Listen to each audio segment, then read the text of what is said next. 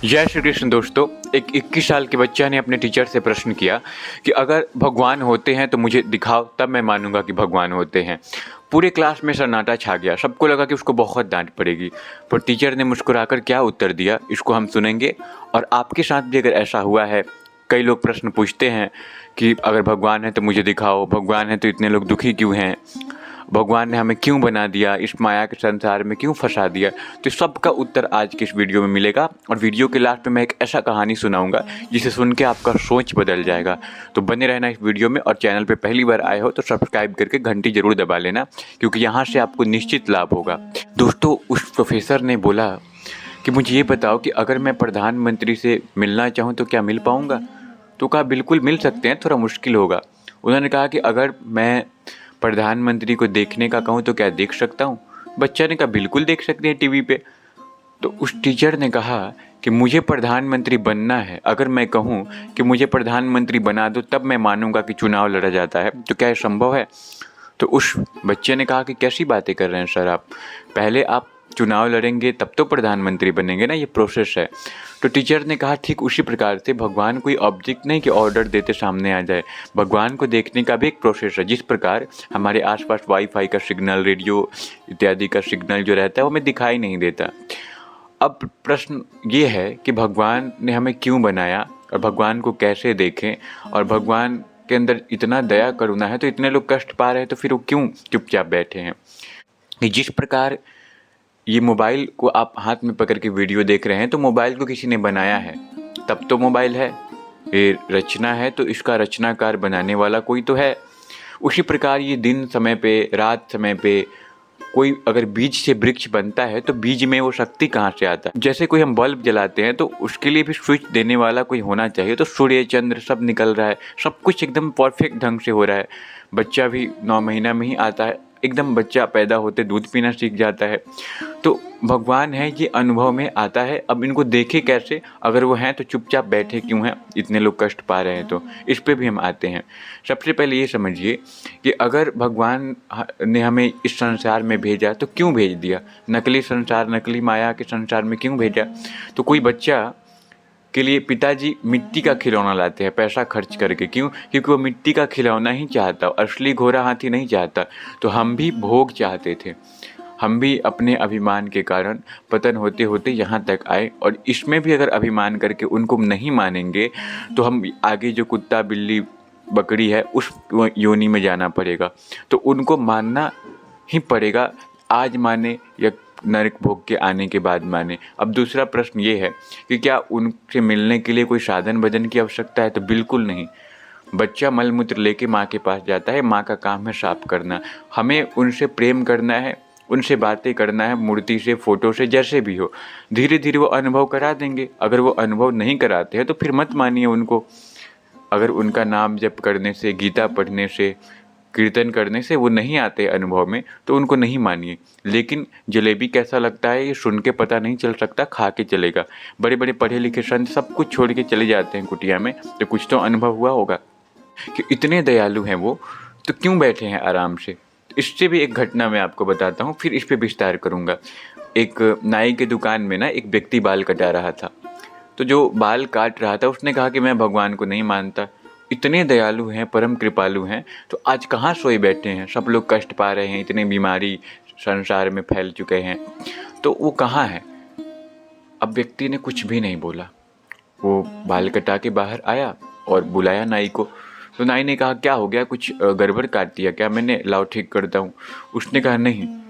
सामने एक बुजुर्ग व्यक्ति को दिखाया, उसका बड़ा बड़ा दाढ़ी था और बाल भी बड़ा था। कहा कि ये इसका इतना बड़ा बड़ा बाल है, मैं नहीं मानता कि दुनिया में नाई भी होते हैं। उस व्यक्ति ने कहा आप कैसी बातें कर रहे हैं, ये मेरे पास आएगा तब तो बाल काटेंगे ना इसका। तो उन्होंने कहा ठीक उसी प्रकार से अगर आप भगवान की शरण में जाएंगे तब तो आपका दुख दूर होगा ना। जैसे पैर में कांटा चुभ जाए तो कांटा से निकाला जाता है, पर कांटा निकालने में कांटा जिसका पैर से निकल रहा है उसका दुख नहीं होता बल्कि दर्द होता है, और सुख होता है कि कांटा निकल रहा है। उसी प्रकार इस संसार में पाप पुण्य दोनों लेके आए हैं। तो अगर हम दुख भोग रहे हैं तो जो ज्ञानी है वो समझता है कि खाली हो रहा है, नरक नहीं जाना पड़ेगा, आगे इंसान बन के नहीं आना पड़ेगा। लेकिन जिनको नहीं समझ है वो दुख पाते हैं, और जो समझ जाएंगे उनको दुख मिलेगा भी नहीं, क्योंकि दुख जिस मन को मिलता है उस मन को बस समझना है। शरीर पहले से नाशवान है, इसमें कष्ट देंगे तो मन को मिलेगा, और आत्मा पहले से अमर है, मुक्ति मन का होता है, बंधन भी मन का ही होता है। तो ये बात है। अब भगवान दुख क्यों देते हैं? भगवान दुख इसलिए देते हैं क्योंकि वो हमसे मिलना चाहते हैं। एक बहुत बड़े ठेकेदार अपने ऊपर से, छत के ऊपर से देखा कि मजदूर बैठा है, काम नहीं कर रहा, तो पैसा मारा। तो पैसा चारों तरफ देख के पॉकेट में रख लेता था, पर जब पत्थर मारा, चोट लगा, तब ऊपर देखा। यानी जब भगवान दुख देते हैं तब हम उनको देखते हैं। अब कोई अगर हमसे कहे कि एक चोर है वो चोरी करता है तो भगवान कहाँ है, तो जिस भाव से मुझे भजते हो मैं भी उसी भाव से भजता हूँ, प्रभु ने कहा है। चोर मूर्ति देखता है तो भगवान मूर्ति रूप में लीला करते हैं, पर भक्त उनमें भगवान देखते हैं तो भगवान रूप में लीला करते हैं। आँख से दिखाई देता है कागज, पर बुद्धि से हम कहते नहीं ये तो पैसा है। उसी प्रकार भक्त जो है मूर्ति के अंदर अपने भगवान का दर्शन करते हैं। तो अगर कोई हमसे कहे कि भगवान है, ये है, वैसा वैसा, तो हमें जवाब नहीं देना, क्योंकि आग को पानी से बुझाया जाता है, और हम जितना मंडन करेंगे सामने वाले उतना खंडन करेगा, क्योंकि उसका बात कटेगा तो उसको भी बुरा लगेगा। और हमें अपने अभिमान के कारण बुरा लगता है कि मेरे सामने कैसे भगवान का निंदा कर दिया, यानी हम खुद को भक्त समझने लगते हैं। तो ऐसा बिल्कुल नहीं है। वो लोग दया के पात्र हैं जो भगवान को नहीं मानते, क्योंकि उनको भारी दुख मिलेगा, और एक न एक दिन 100 जन्म बाद, 1000 जन्म बाद उनको मानना पड़ेगा कि भगवान होते हैं, झुकना पड़ेगा। तो इसलिए अब प्रश्न ये है कि भगवान का दया कहाँ है जब हम दुख पा रहे हैं? तो देखिए, भगवान ने एक विधान बनाया है, कर्म बंधन बनाया है, उसके अनुसार सब अपना सुख दुख पा रहे हैं, लेकिन उसमें भी हम स्वतंत्र हैं।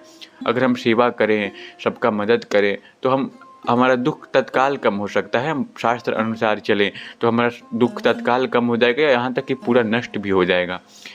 क्योंकि जिस प्रकार बच्चे को माँ बाप दुख में देख के छोड़ देते हैं दंड देना, उसी प्रकार प्रभु भी छोड़ देते हैं। पर बच्चा माँ को माँ कहता है तब, पिता कहता है तब, वो माँ बाप से संबंध ही ना रखे तो कैसे होगा? तो हमें प्रभु से संबंध बनाना है, दोस्त मित्र कुछ भी बना के उनको प्रतिदिन जो भी मेरे साथ हो, हम लोग के साथ हो, वो कहना है, उससे हमें लाभ होगा। और भगवान दुख तब देते हैं जब वो याद करते हैं, क्योंकि जिस प्रकार छोटा घर को तोड़ के बिल्डिंग बनाना है तो पहले छोटा घर टूटेगा तो बुरा लगता है, उसी प्रकार भगवान कष्ट देते हैं, कष्ट दे के हमारे पापों को नष्ट करते हैं।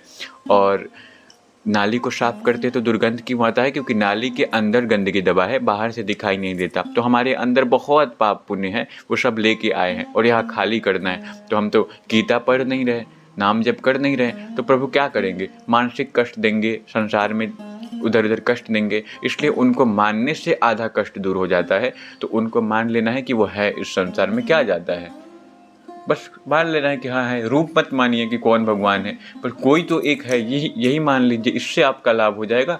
और आगे वो बता देंगे कौन है, रूप भी प्रकट हो जाएगा। तो पहले बस मानना है, उसके बाद जनाना उनका काम है।